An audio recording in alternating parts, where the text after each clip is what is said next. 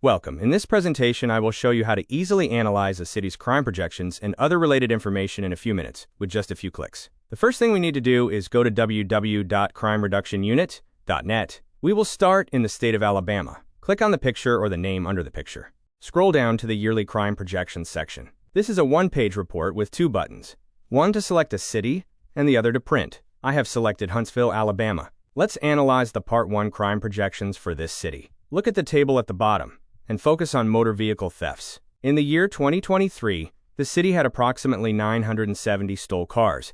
In 2024, the number jumped to 1,044. Currently, in 2025, the stolen cars problem is projected to be at 968. However, by 2026, the same crime problem will reach 1,128. You can also get the same information by looking at the motor vehicle theft line chart. Anyone can quickly and easily analyze and print this report for any city in the U.S. Why is this report important? Projections or forecasts help managers to manage resources and/or to achieve a goal. If the goal is to reduce the crime problem, they should consider strategies aimed at reducing the crime problem. I hope this presentation helped.